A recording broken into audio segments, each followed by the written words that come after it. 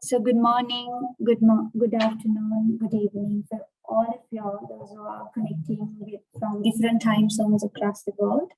And I'm Himashi Singh, Senior Marketing Executive at John Keells IT UAE. So I would like to welcome you all for this webinar today, which we are presenting in partnership with Reddington Middle East. So for those who doesn't know about John Keells IT, I'll give you a quick brief. John Keells IT is part of John Keells Group, which is the largest listed conglomerate, which has 60 plus companies and 7 industry segments with over 18,000 employees with annual revenue of $1 billion USD.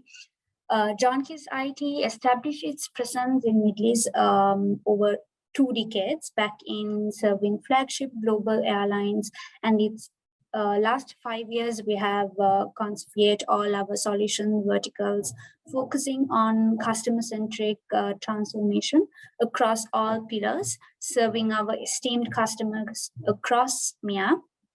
Also, in order to drive transformation at this experience economy.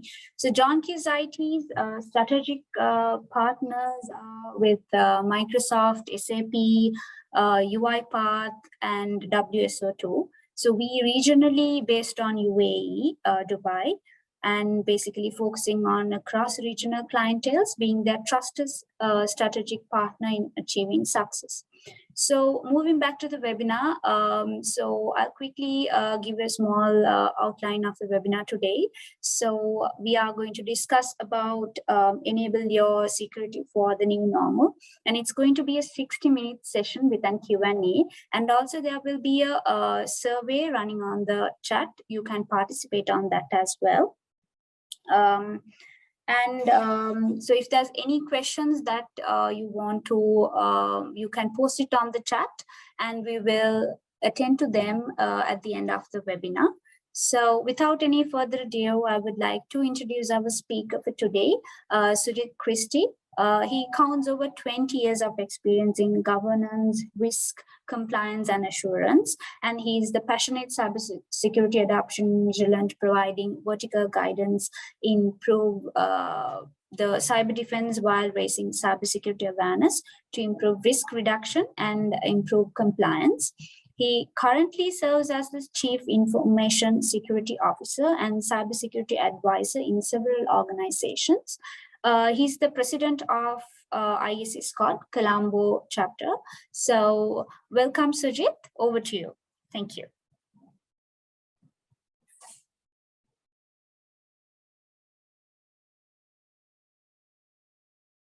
Can somebody enable the video for me, please?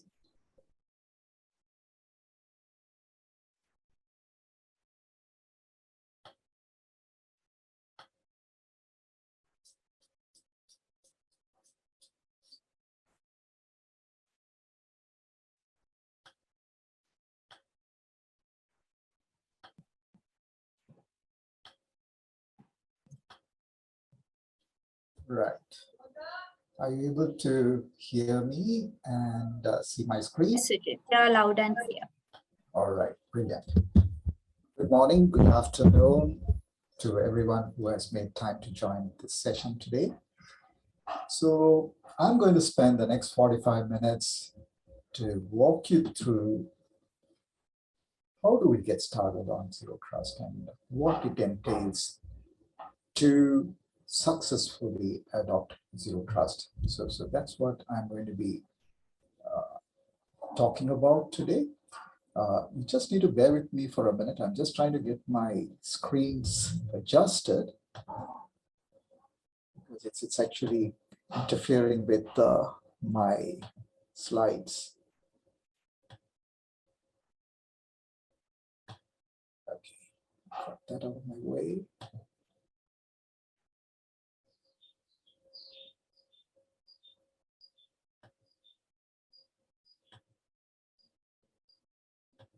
Okay, all right. Okay, so as I said, how do we enable your enterprise security for the new normal? And our suggestion is we should strongly, proactively look at Zero Trust. So I'm going to present to you some of the facts relating to the ground reality today. I will also discuss with you some of the burning issues and also tell you how we can actually embark on the journey to zero trust.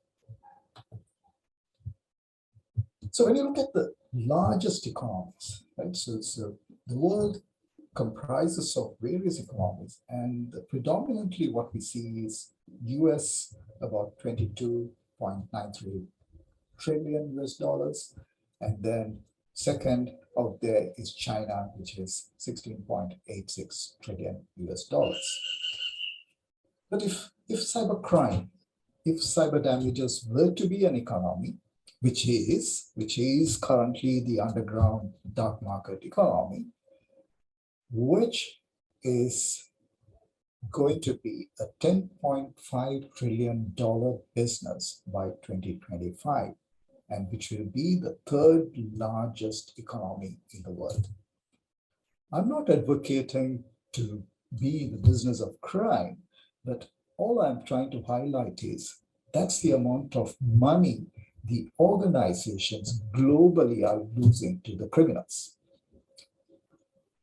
So this is something which I would like to flag at the beginning of the presentation, and this is going to be growing year on year at the rate of 15% per annum.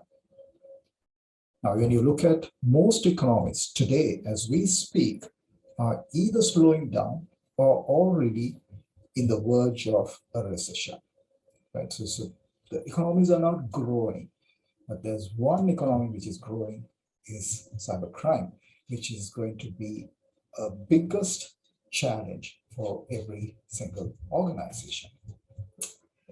So surveying the threat landscape or the internet landscape, I just want to quickly present to you a couple of aspects here.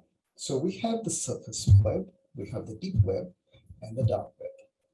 And if you closely look at it, on the surface web, we don't see any threats or threat actors.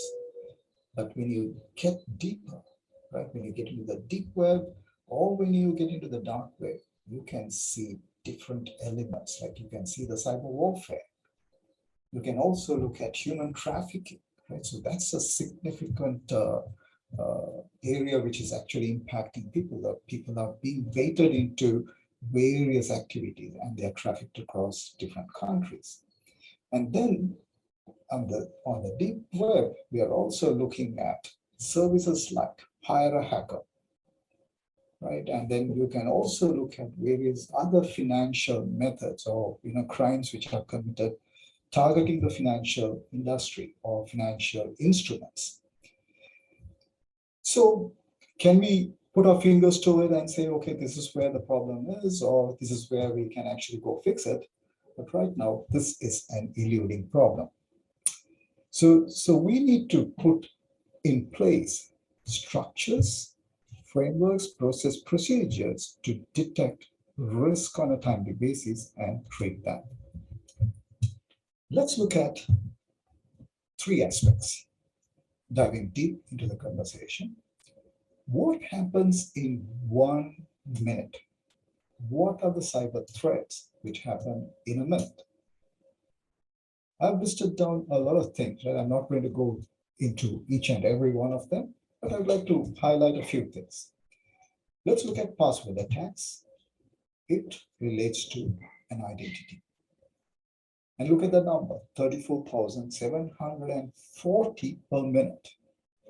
The question I would like to ask all of you, do you have the visibility right now, even as I speak to you, to put your fingers down and say, hey guys, these are the number of attempts which are being made against our users in your organizations? Are you in a position to see that? Are you in a position to identify that? And then moving on, we are seeing different devices being added to your ecosystem, IoT. So today, especially when I look at Middle East and especially Dubai, a lot of things are being automated, including your supermarkets. Right? So you have sensors, you have check-in, which you can just scan your items and just walk in, right? Walk out of the supermarket. So a lot of things are being automated, including the pharmacies or in the hospitals, right? So there are robotics which being deployed.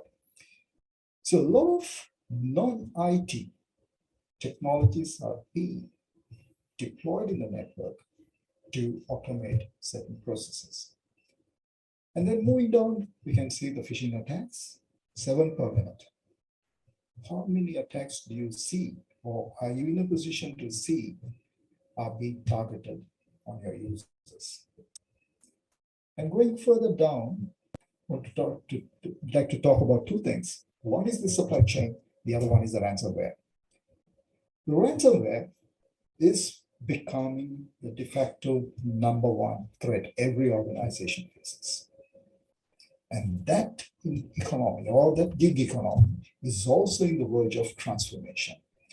Because today, as I speak, the largest insurer, reinsurer, Lloyd's, has made a statement that they will not cover insurance if the attack is linked to a nation state.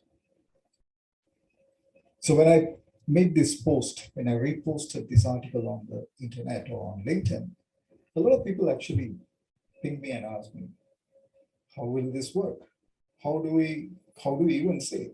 So insurance companies will come back and tell us, hey guys, you got to prove that it was not a nation state. Even if you have a cyber insurance, for you to make a claim, you've got to demonstrate that the attack was not a nation state. So how do we prove to the insurance company that we have done everything required to ensure the risk is minimized? And if it does occur, if the risk translates into a reality, how do we prove that it was not a nation state attack? Something for us to think about, because a lot of organizations are thinking and were thinking in the past that having a cyber insurance would be a quick fix. And if you also, Google for an article published in Reuters last November, there's an article which says the attackers also know what insurance covers the organizations have. So they are in a better position to negotiate. They don't even negotiate. They only bargain. They only demand, saying not a single penny below that point. So they are well aware. So they have access to your sensitive information. So how do we manage that risk?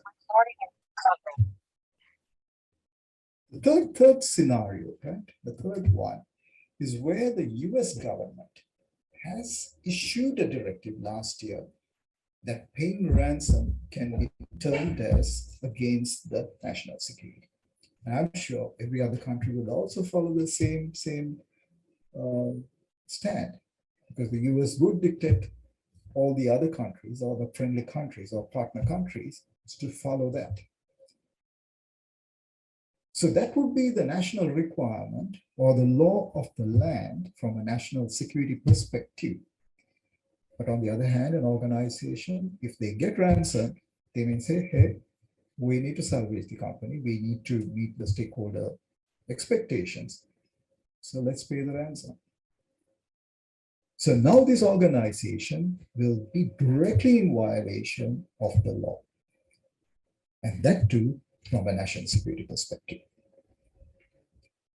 So these three scenarios, if you look at only these three scenarios, we are looking at multiple things where we need to set right. So the next one we are talking about is in terms of the cost of cybercrime. Now let's look at the last one. If it is a simple malware attack, it costs on an average an organization $5 per minute. Now, a lot of times, I'm yet to see a company which actually sits down there and then arrives at a dollar value for every single cybersecurity incident. They don't do that. And I guess we have come to a stage where we have to start looking at it more seriously. From the time that infection happens, how many people get involved in detecting and responding and then remediating and bringing back to the original state. Sometimes it might be an automated process. It detects, it cleans it up for you. So the tool does it for you. So you have a direct ROI. But there could be a situation where the tool detects, it blocks it, but you still need to go in and do an investigation. I'm going to talk about that in more detail in my subsequent slides, but I just want to tell you that that is something we need to look at. And look at the business email compromise, $4,566 per minute. And I'm aware, right, in different regions, different countries, different organizations, where they have lost a lot of money due to an email compromise. And the last one, the internet is expanding, and so is your organization. You add new hosts, new IoT devices, you bring in new domains, you have new SSL certificates, and then of course, everything is becoming mobile, so you develop new mobile applications. Does all of these follow a structured risk management process? When you look at your mobile application development, do you follow the process where you identify the requirements, the requirement to secure, the requirement to ensure privacy, and the requirement to ensure resilience? I just want to deviate a little bit and talk about the new domains. Today, the attackers, they probably invest a few dollars to buy a new domain, and those domains can be hosted to propagate malware. So there could be a website which you own, which you manage, gets compromised, and it is redirected to those malicious sites. So are we in a position to detect even before the traffic reaches the malicious site, even before the IPs are resolved at a DNS layer? So these are questions I want to leave with you, let you ponder as I keep walking you through the presentation. But these are real problems. These are real problems every CISO out there is facing. Every CISO I speak to, they grapple with the same challenge.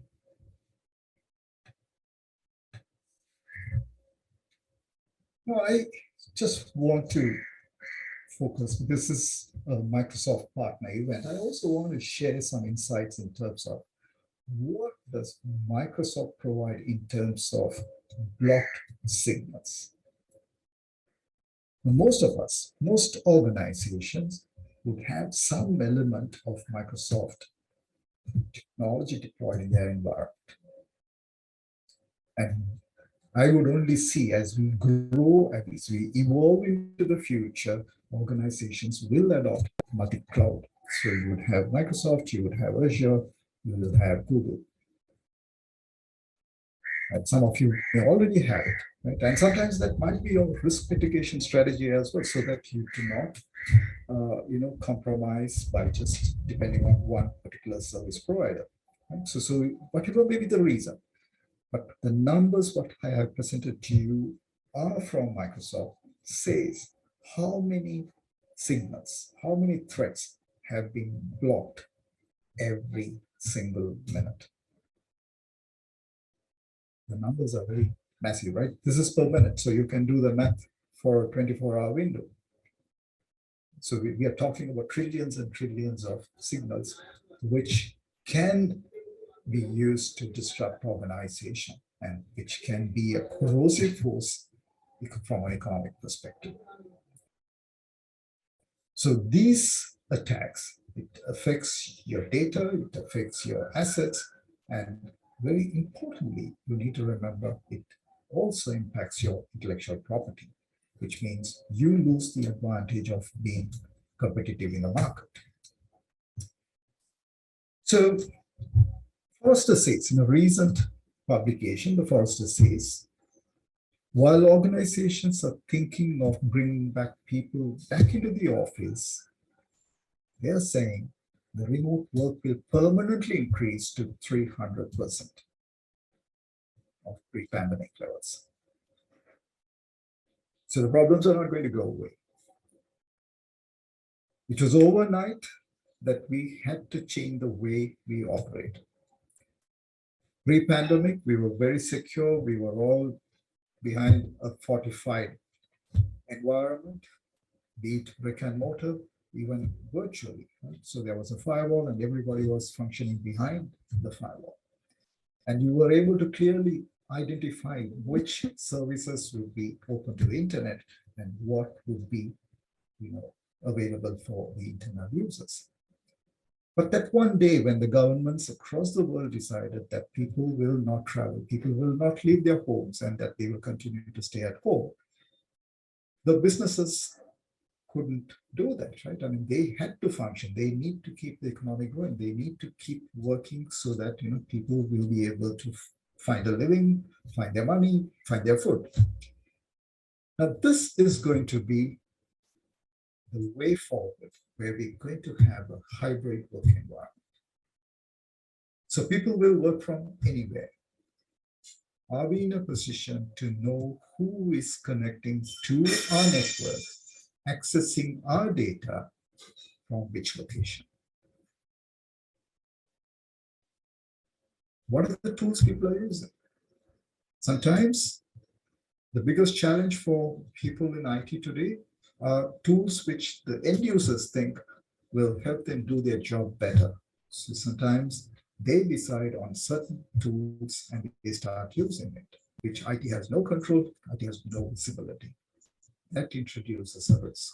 It introduces a risk from a threat actor and also unauthorized, unintentional disclosure of information to the public. On the other hand, the attackers, be it nation state, be it cyber criminals, be it a social activist who is out there trying to create trouble, all of them are also improving their tactics, all the tactics.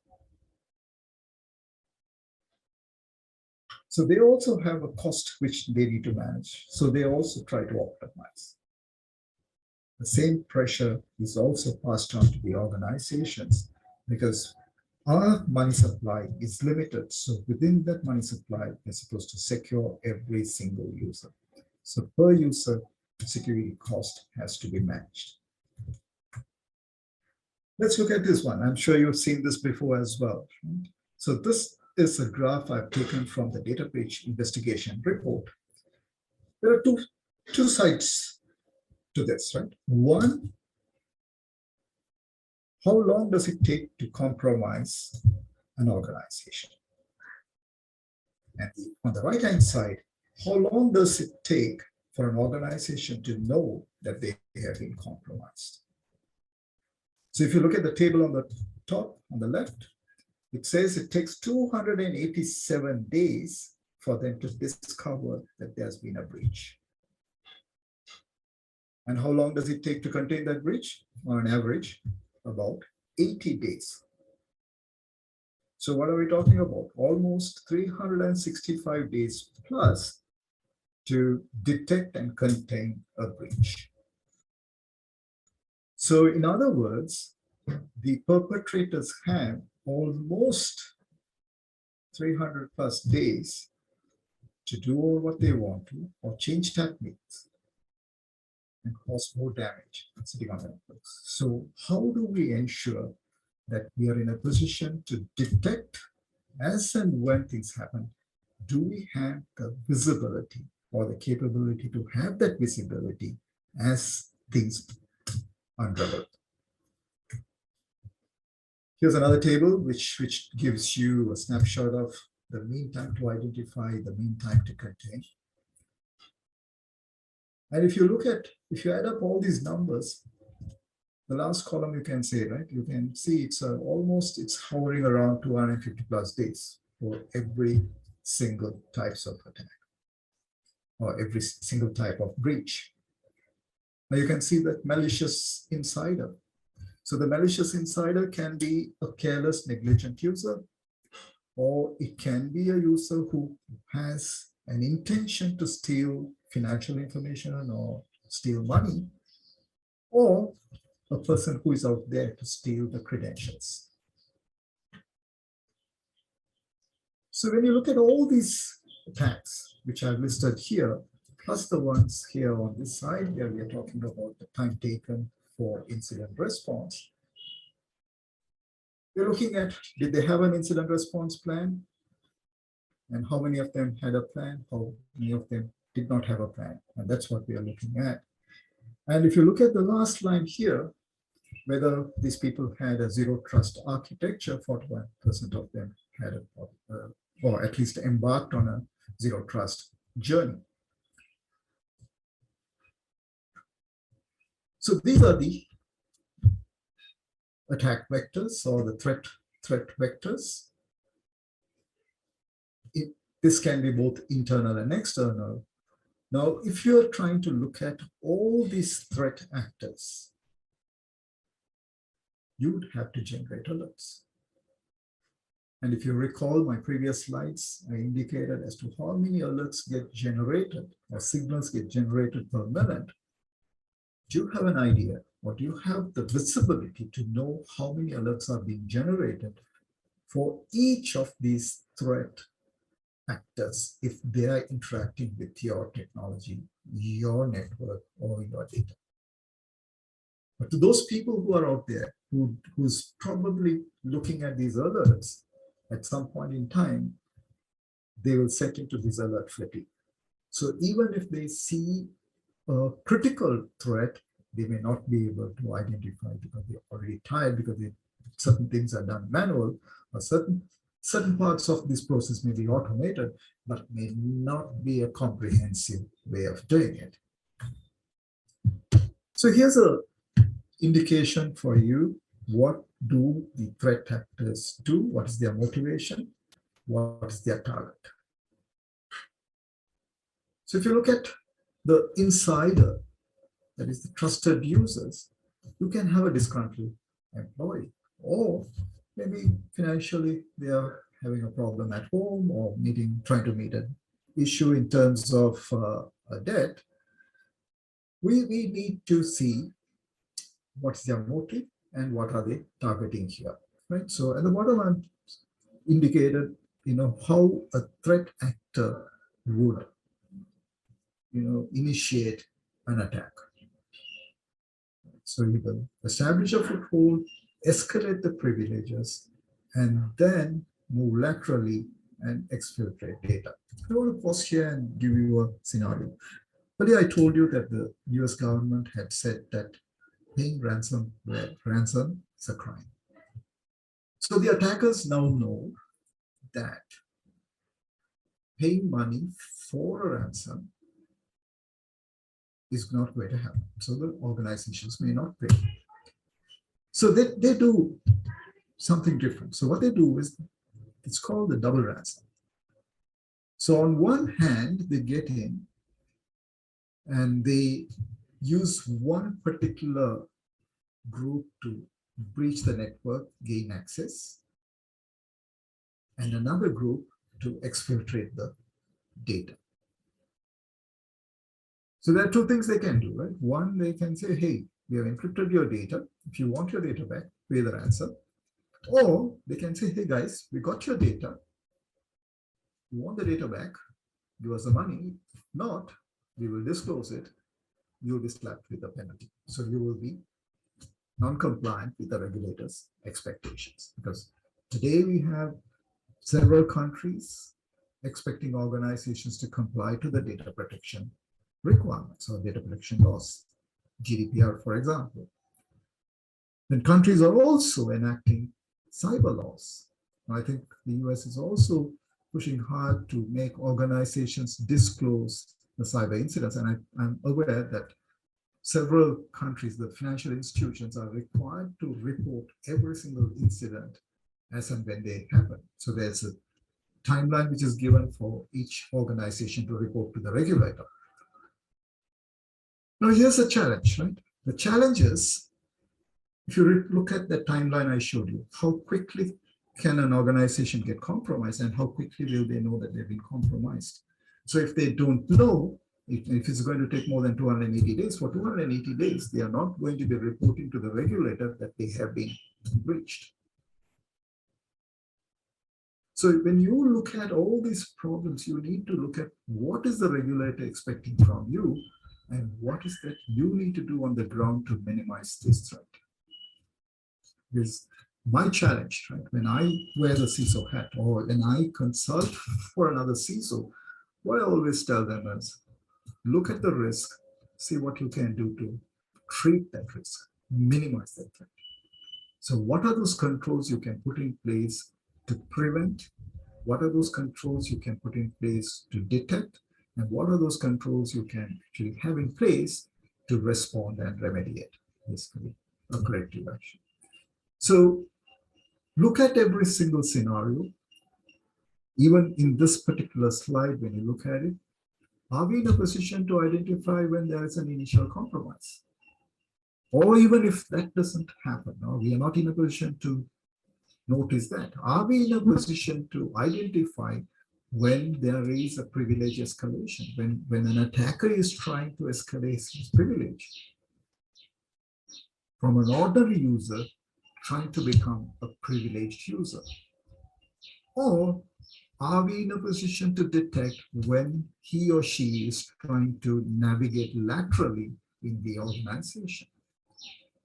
So these are all different floodgates. Are we in a position to have a checkpost or checkpoint there where we can trigger those alerts and look at those incidents promptly?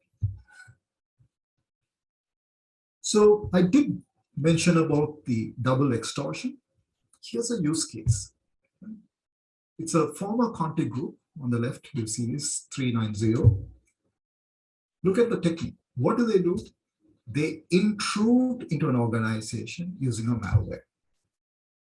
And after that, they use legitimate tools to exfiltrate data and then extort payments. And I listed the tools below as well, right? So what are the tools they use? And later on, they elevate the privileges by stealing the credentials. Since they have got a foothold in the network, they are also able to identify sensitive data. It could be in the backups, or it could be lying in somebody else's machine, or it could be lying in a file server. And then they use a backup utility tool to send this information out of the network. So even if a person who is sitting there looking at the traffic, he might see it's a genuine activity which is taking place. The data is being backed up to the cloud. So are we aware as to what tools we are using and how it is being used in an organization? And let's look at the other one, Dev 0537. Initial access obtained by purchasing it in the dark web. Right? So they can purchase it, or they can buy it from a targeted employee. So do we have a framework to understand the behavior of the people, behavior of the technology in the organization? Do we have the mechanism to have that visibility? Now, I've also summarized for you the problems and what you can do to prevent those incidents. Now, let me talk a little bit on the password side. Traditionally, all of us were very comfortable using username passwords. First, we said, okay, you need to have a password, but nobody was bothered as to how long it should be. Then, people said it has to be this 8 characters long. It should have complex password, complex characters, and various other things. So there were a lot of guidelines given as to what a password should be. But the biggest challenge, as we evolved, the more you use that particular password, the chances are that the password can be stolen, lost. So when you lose your car key or lose your house key, you will always know that you can't find the key, and you would probably go around asking, has anybody seen the key? But when you lose your password, there's no way you will know that you lost your password. Do you have a mechanism in your network to identify that somebody else using that credential to log in and have access to the data? The second step, we said, okay, everybody should have an MFA. So some organizations, they said, let all the users have MFA enabled. People were a little reluctant. Some people hesitated to use. They said it was inconvenience, but then by and by, people started to use it. But the question we ask is, are they doing it once or are you doing it continuously? Are you authenticating continuously? But there are times I have seen, right, during my audit engagements, I've seen people log in, store it, and from there on, the access is perpetual. Every time they try to access that page, they don't have to use the password or the MFA address because it is being implied that it is a trusted environment. That becomes a challenge. So the action, are we in a position to identify and authenticate users? And of course, the rest of it, you can figure out what it is, right? Disable security products. I'm going to take you through to an example here. Look at this, right? A multi-stage incident. It's a real incident. And in this particular instance, you can see the MITRE framework, the tactics were already enabled. So when the attacker was trying to establish a foothold by intruding into the device, these rules kicked in and identified there is an intrusion. And let's look at what this multi-stage attack looked like, right? I mean, I'm sure you're in front of your screen, so you're able to see what it is, right? When we investigated, we were able to look at the timeline as to how it actually unfolded. And you can also see that in places it detected and it also blocked. There are multiple things which this particular toolkit was trying to do. But it was a malware, but it also had a payload. And what it also tried doing was it was trying to elevate its privilege. It was also trying to move laterally. Do we have this visibility in our fingertips? If you don't have it, if you're not able to see this, you may not be able to understand what this attack is all about. So when I was looking at this particular incident, it was escalated to me for my information. The first thing everybody said, yes, very good. Tool has done its job. Fantastic. Incident closed. But I said, no, you can't close the incident. Open it again.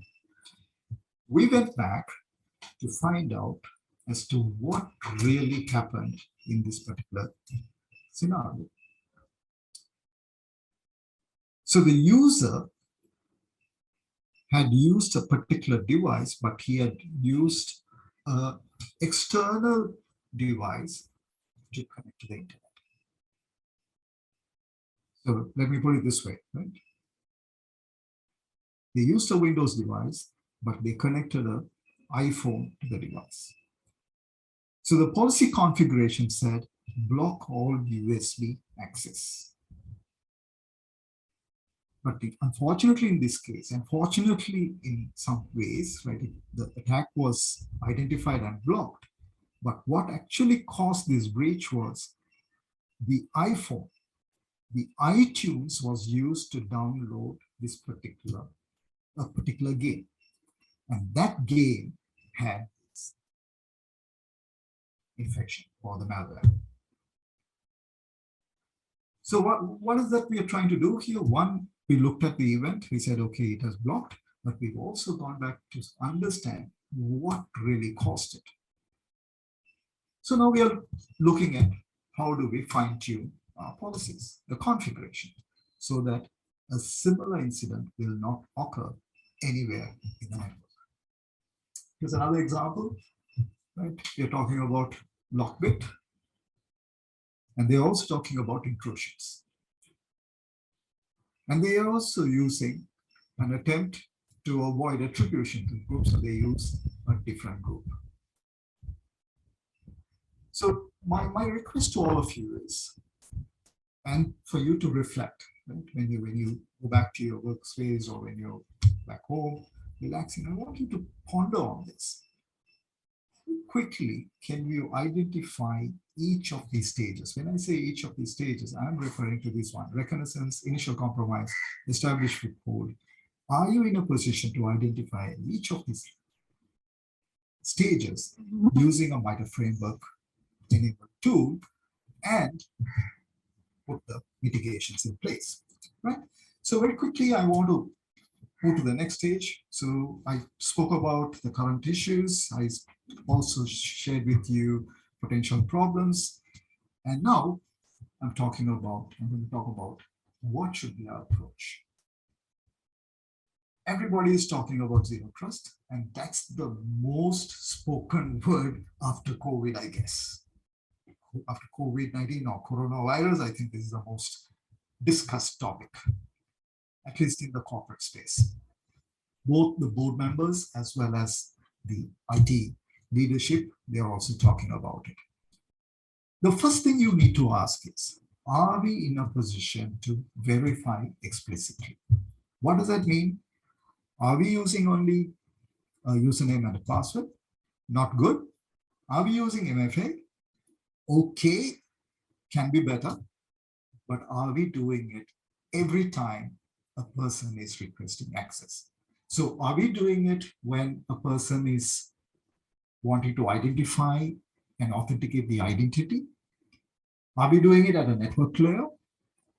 Because most of the ransomware breaches, if you analyze, you notice that the attackers were able to log into the network without any problem. And that's where they were able to move laterally and also, launch ransomware attacks. So are we authenticating continuously all the time at all the layers? The next one, it says limit user access, something all of you know, right? We always say least privilege. Are we giving access to everyone to the extent where they need or what they need? If we are not doing it, sometimes we can be issuing excessive privilege. And the next one, the question we are asking is, are we doing the same thing for the privileged administrative users? Today, in most organizations, the privileged and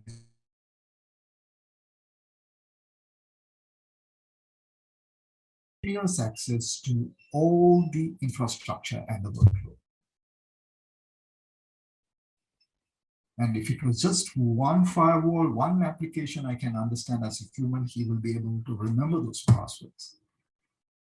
But when you have so many applications, somebody was telling me, on average, an organization would have at least about 300 different applications. It's a reasonably large organization would have at least 300 applications. And if you were to administer or manage those applications, you would have to have access to those 300 applications, infrastructure, servers. How do you manage? So are the administrators being granted access on a need-to-know, need-to-do basis, only when they need it? Is there a workflow? Today, all organizations, I can 100% watch for it, they all have a change management process. But you have a process to manage the administrative users in terms of the access they have. Now, one of the biggest challenges I face as a CISO or a consultant, and I usually don't have the challenge when I wear the auditor's hat. It's all about asking that question. Prove to me that the administrator did only these two changes which are there in the change request and that he or she has not done anything more or anything less. how do you provide evidence of the activities which are performed? Or even if you were to go and do a postmortem analysis, are you in a position to do that? And last but not the least, you've got to assume breach. You've got to assume breach. Now, there was a time where we always said there are only two types of organizations. One, the organizations which were hacked, and the other organization which were categorized as not breached. But today that doesn't hold any good. Every organization should assume breach. Even a simple malware infection, you should not treat it light. Now, I gave you a simple example. As far as an IT administrator or the executive is concerned, it's an infection. The tool has detected, the tool has blocked it. But how do we assume that you're breached? Are you in a place where you can say, look around and say, hey guys, we've done all what we need to do to ensure that this is not elevating. One other example before I wrap up. When you see an incident, are you in a position to see who else in this organization is impacted by the same threat actor? For example, let's say it's an identity. Let's say Sujit at whatever.com. Somebody is targeting me, and you know which IP is targeting me or which domain is targeting me. You have these alerts coming up in your screen, and probably maybe my account may get locked if I'm a normal user, but if I'm an administrative user, my account may not get locked. First, are you in a position to detect that that this particular identity is under attack? Number two, if you are able to detect it, what actions are you going to take? Are you in a position to see where is this attack originating? Is it coming from internally or from externally? The next thing, now you know that this particular IP is the target. Is that IP targeting any other users in your environment? Are you in a position to look at that and put in place a process to mitigate that risk immediately? So when you adopt the zero trust, you've got to focus on the governance framework. That is the starting point. You've got to have a framework, you've got to have a policy. And then you start looking at the different pillars: identity, device, data, apps, infrastructure, networks. Now for this presentation, I have adopted this from CISA.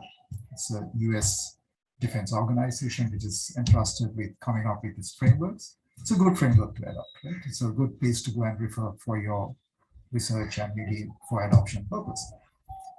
So what do you need to do to protect your identity? Preventive controls, detective controls, and then response and remediation.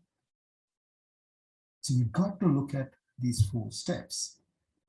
And then you need to say, these are the controls I would enforce. And then you need to have a mechanism to continuously monitor the performance of that control, effectiveness of that control.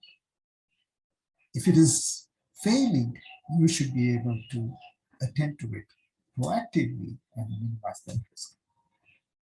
Now let's look at another scenario. You have an identity. The identity will request access the data or the applications. And when they need to access this, they got to have a device. They got to connect to a network. They got to connect to an infrastructure. And then to the application, then to the data. Are you in a position to visualize the complete data flow and identify risk in each of these areas? You've got to look at controls from a preventive control perspective for each of these pillars, detective controls, and corrective controls. And where you can automate, you should consider that. Where you can orchestrate, if you say, okay, if this particular incident occurs, if this scenario happens, I don't have to go and investigate. So when you conceptualize the zero trust approach, you got this very mind. Every new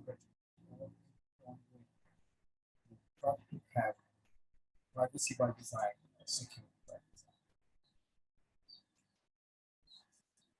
And some of your applications may have been used by the organization for several years. Can they work in a modern work environment?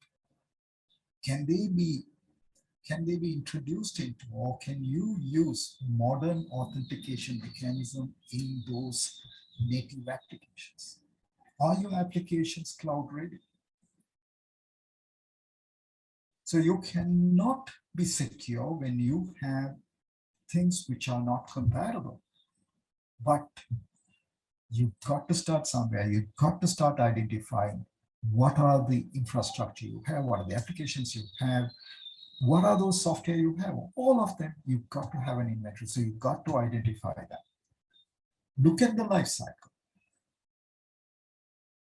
And then identify which needs immediate attention, where you need immediate funding. Come up with a plan. Security is not a project. It's a journey. It's like your well-being, right? Your well-being cannot happen by having just one healthy meal a day. You've got to do it consistently. You've got to exercise consistently. You need to get your sleep, the required amount of sleep on a daily basis. Only when all these ingredients are put together, you will live healthy. So in order for you to achieve that, the zero trust status, it might be a couple of years from now.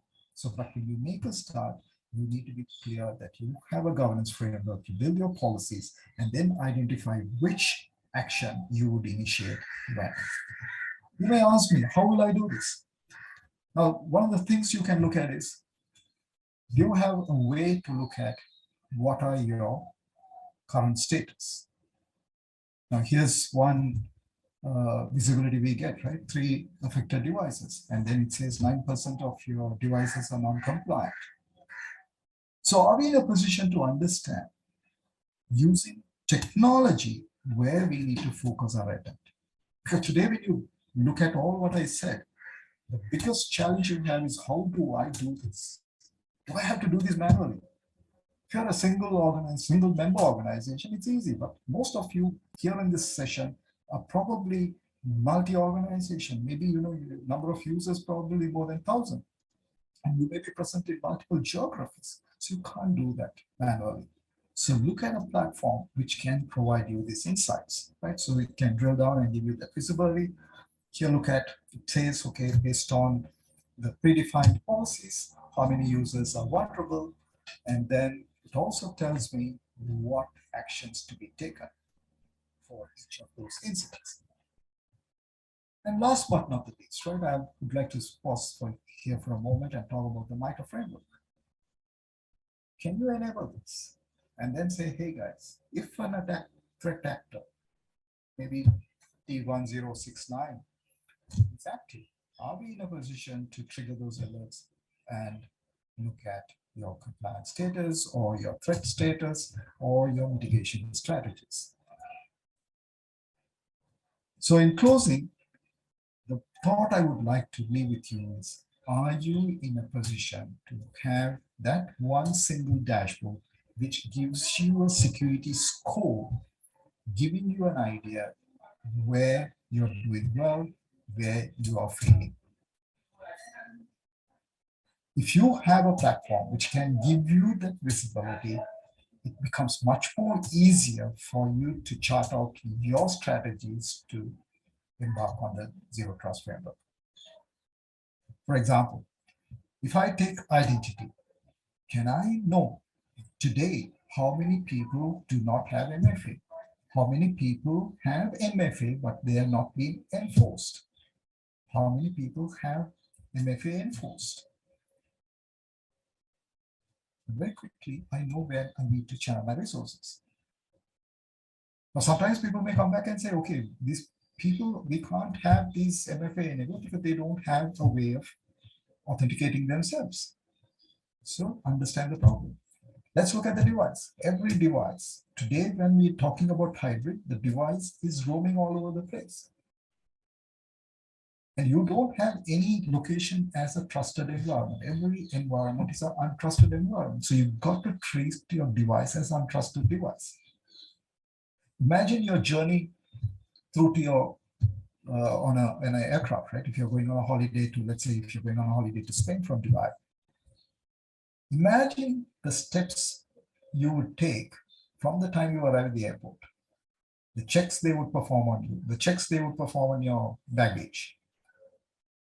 And only when they know that you're clean, you're not carrying any weapons, and the bag is clean, and the bags doesn't have any weapons or drugs, then you are allowed to board. And when you board the aircraft, you are designated to a seat, and that is where you sit. You can't walk to the cockpit. The only place you can go to the seat or to the washroom. So, do we have a way to identify these are my requirements? Do I have an up-to-date patch level? Am I running an antivirus? Am I running an EDR? Am I running an SDR? Or do I have any third-party applications which are non-compliant? Am I able to see this and take action? So start small, start in one of those pillars. If you ask me where you should start, I would advocate that you should start with your identity, because the users are your new perimeter. They are your perimeter, and you've got to protect their identity, right? So you need to have visibility, top down, bottom up visibility across all these layers. You've got to ask yourself, do you have visibility in terms of compliance at each of these layers? So finally, for those people, I'm not sure whether there are any non-IT people here. If you're an auditor, you probably understand this slide better. We are talking about first line of defense, second line of defense, and third line of defense, and then, of course, external auditor, regulator. Are we implementing the right controls? The way I told you, identity, device, so on and so forth, would come at the internal control measures. And then your frameworks, your risk management, compliance at the second line. And then if you do have an internal audit team, they will do the checks and balances with respect to the stated guidelines. And then, of course, you bring an independent auditor to ensure that, or give the board the assurance that the investments they have made are effective and delivering the desired results. Right. So with that note, I would like to share this thought from John Kinderberg, the person who coined the word zero trust. Zero trust has to be simple. You cannot make it complex. Right. So take each pillar, look at those areas which I told you to look at, and see whether you can establish compliance at each level. With that note, thank you for your patience and listening to me. If you do have any questions, I would like somebody to post those questions to me, or if there's somebody from JKIT, if there are questions for JKIT team, they can take those questions.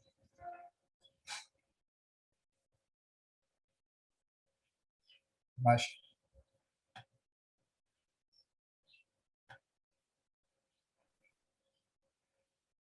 Yes, I think we need to give access to Mozaki and Buddhika. Yes, please. Yeah, over to you guys. Oh.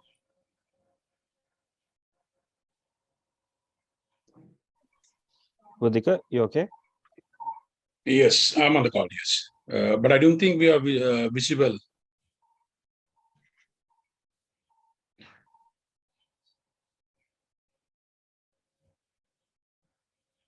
Are we in a position to enable video for everyone? Okay, we're almost end of the session, so yes. So we can enable the microphone. Thank you, Himanshu, and thank you, Sujit, for your informative session. I think, interest of time, there are a few of the questions coming from audience. We'll try to accommodate much as possible.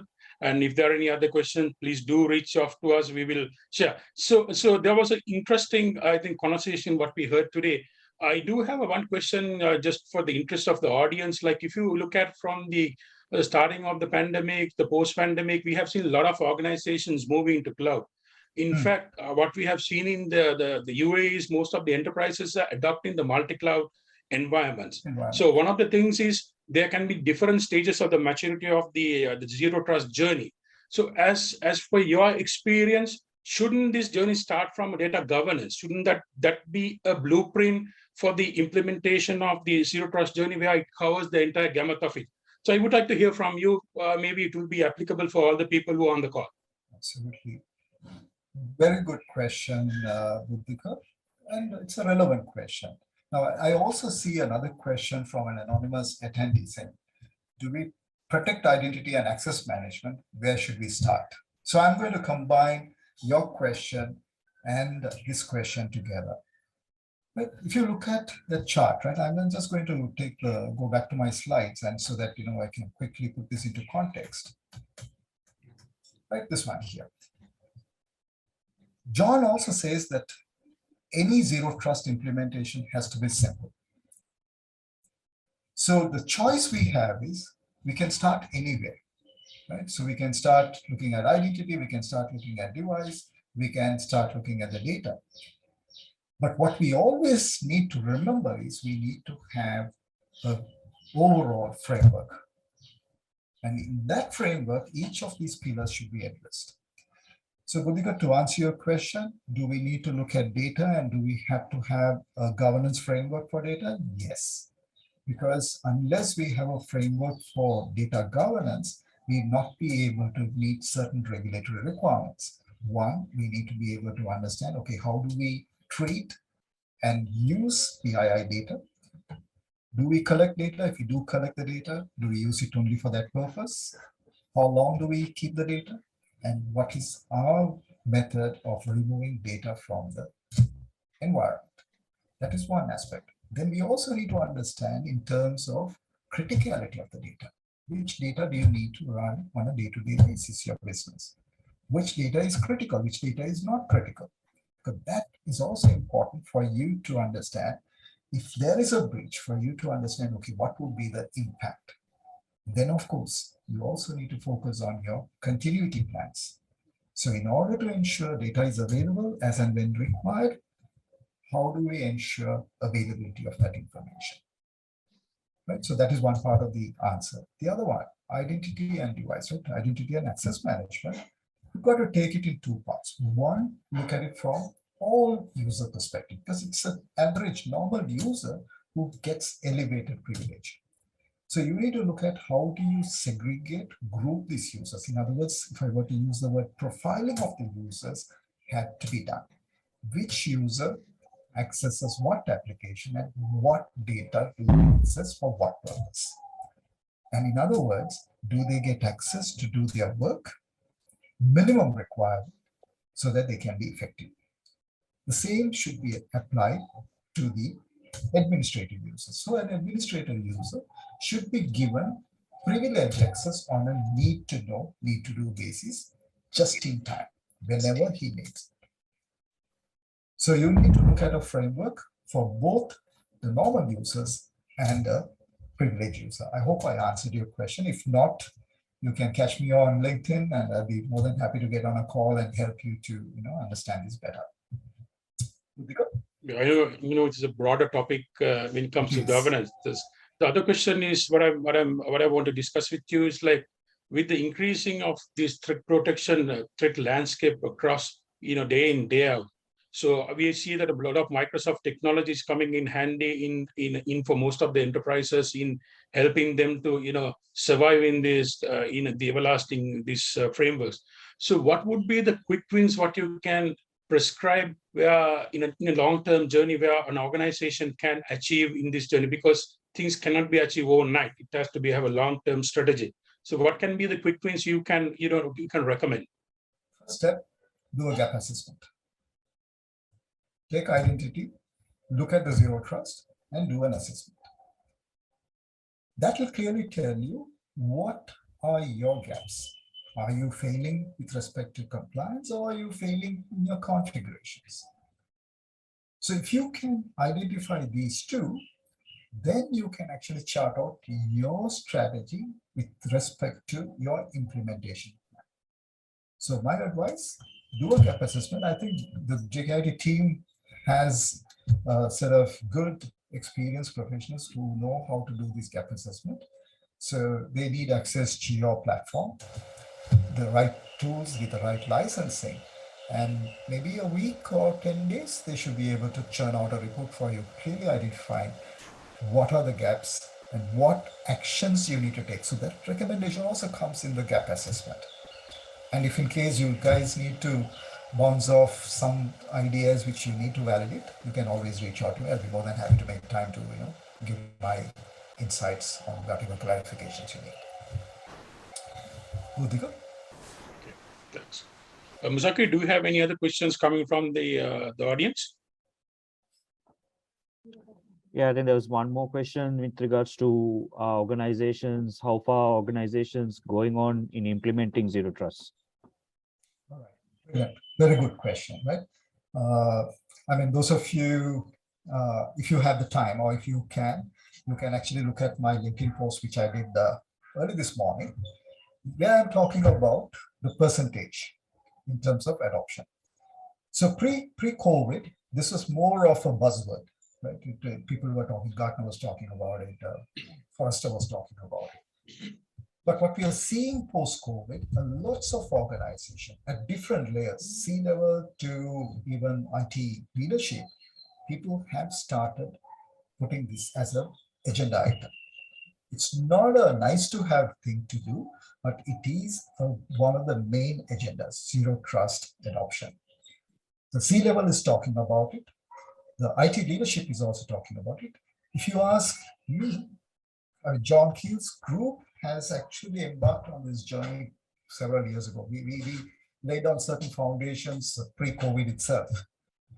Right. So when we started accelerating during COVID, and right now we are in a very advanced stage of implementation or adoption of Zero Trust.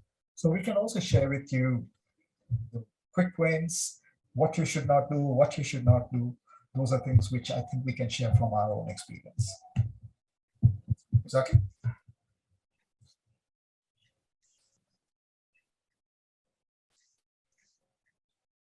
Mudika?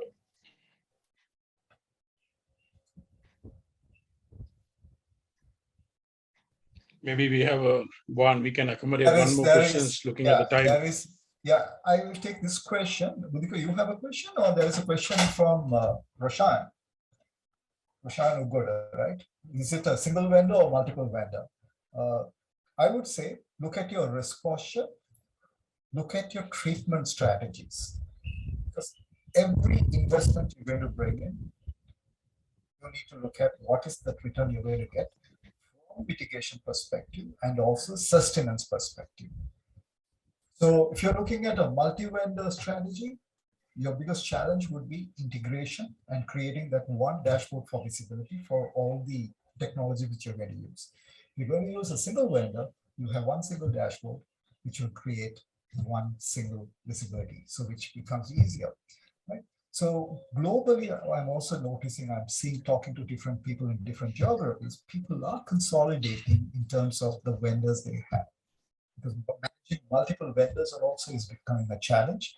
And of course, security skills are scarce. So that is also a cause for concern. So when you look at multi-product, multi-deployments, then you need resources as well. So at the end of the day, your risk appetite and the funding you will have to treat those risks is what you need to take into consideration. Roshan, I hope I answered your question. If you still have any questions, reach out to me. Mudika, over to you. Do you have a question for me, Mudika? We do have, I think, because interest of time, I think we have already passed the planned time. Maybe we might have to wind up right now. Right. So what we'll do is we will take out the questions which is coming flow. Maybe we'll reach out to you and we'll try to connect with the rest of the participants and try to help them out in navigation through the journey where they can safeguard themselves and their organizations. So Himashi, I think we might have to wind down the questions and move on. Or are we good on time, or do we have any more time? No, I think we have taken almost 12 minutes. So yes, we'll connect if there's any questions. We'll connect, or as you all also can connect with us in any digital platforms at John Keells IT. So we are happy to help you out, and we will take those inquiries and assist accordingly. So we have come to the end of the session, and I would like to it was an interesting topic by seeing at the audience, I can say. So I would like to thank you everyone who joined us today for the webinar. And it was an interesting topic, of course. And I think that it was informative for everyone. And I would like to thank you, Sujit, and my team. So thank you very much. Have a nice day. Thank you. Himanshu. Also, we should everyone. like to thank the Reddington also for being our strategic partner in this journey. So, Buddhika, before we wind Thanks, up, I want everyone. to thank everyone. Thank you for your time. Appreciate it. And thank you, Reddington, for setting up this session. Have a great day. Bye.